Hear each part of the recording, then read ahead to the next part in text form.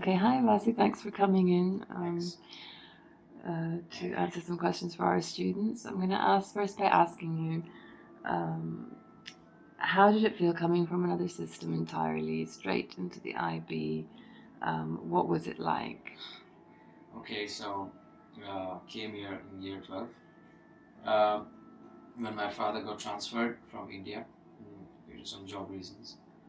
Okay, so I started my IB. It was pretty tough in the beginning, but then slowly and gradually teachers um guided me through the course, and I was able to do it. I was able to meet the deadlines, submit my essay, TOK. Yeah.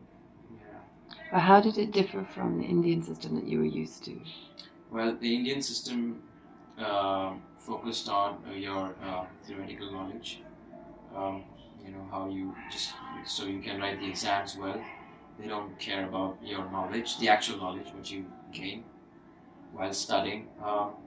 Teachers there put more pressure on you. To get good marks, get good job.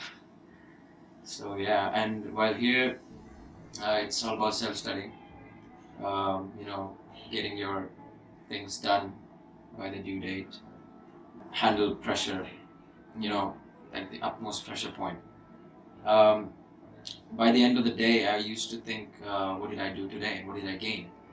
And yeah, I could answer to my question that I did my essay, or I did my IA, or I did my, presentation well. So yeah, IB taught me to, do everything equally, balance the social life, the studies, the extracurricular. What about those weird elements of the IB, like TOK? You don't get that in any other system. I mean, did you learn anything from TOK, like this so-called critical thinking? Being honest, at first point of time, I didn't understand TOK for like 2-3 months. CAS was okay. I was able to do CAS. TOK, no idea. Extended essay, well, I didn't realize, when you have to start your extended essay. So TOK was completely different. I've never studied these kind of subjects before in India in your life. Do you think so? So it really did do that? Yeah, definitely. That's interesting.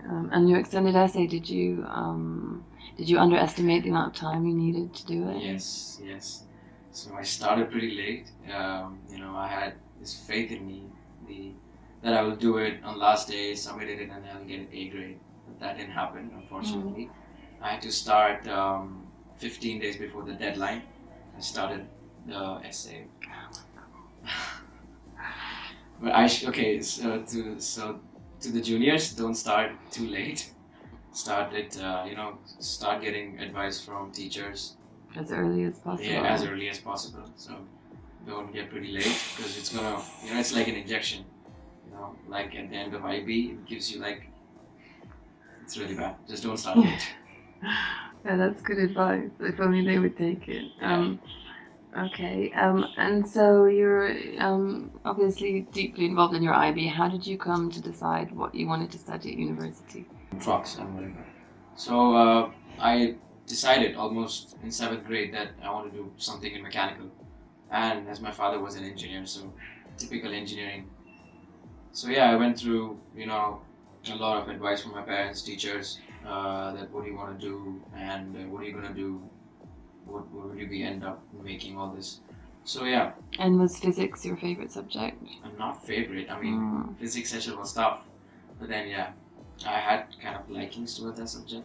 What was your favorite subject then? Can you remember? There was no favorite subject. You didn't like any of them. But yeah, physics was okay. It was, I kind of liked it. To study and to the IAs, yeah, it was good. So then why were you, okay, so that didn't worry you that you didn't love physics, but you were going to have to obviously go on to do applied physics at university. Yeah. I knew that physics was an important subject, and it's gonna, it's gonna come in handy when I go to university. Being an engineer, just be applying physics in the real world. Maths and physics, yeah. Discrete mathematics, which was another option for maths HL. It was really tough. I regret. Why did I take that? Mm-hmm. It was difficult. Physics was okay. I mean, and it's still, when I completed my first year at university, I don't regret studying physics Mm-hmm. at HL because it is necessary and it's quite helpful. Okay, so can you then tell us how did you decide that? Oh, sorry, where did you apply to university, and where did you end up going, and why? Okay, so this was the end part of IB, applying to university. I applied to states. I applied to Singapore. I applied to UK, and I applied to India. Singapore, no reply. I didn't get any of the university choices because they were expecting really high score from me. So being honest here, I didn't get any university in Singapore. UK, I got Edinburgh, and in States, I got Penn State University and Purdue. But Purdue, I didn't get the main campus. I got some second best campus, Calumet campus, so I didn't want to go there. Penn State, I wanted to go there, but then my father and my parents wanted me to do my undergraduate program from India rather than doing outside, and then go out for MTech and postgraduate studies. So yeah, I chose India as my university option. And so how long have you been there now? How many years? First year. Okay, so you've completed your first year. How did you find going from Istanbul IB to Indian university studying? Going back to Indian system was something I was not looking forward to because I wanted to do practical knowledge and not theory all the time. So yeah, I want to do something like IB, and when you take care of yourself, you do whatever you want to do. Going back to Indian system, again, it was not difficult for me to adjust and get into that Indian life. Are there international students there, or Indians who've lived abroad? No, not that much. I mean, there are few students, but not quite a lot. Not so many Indians who've lived abroad? No. Oh.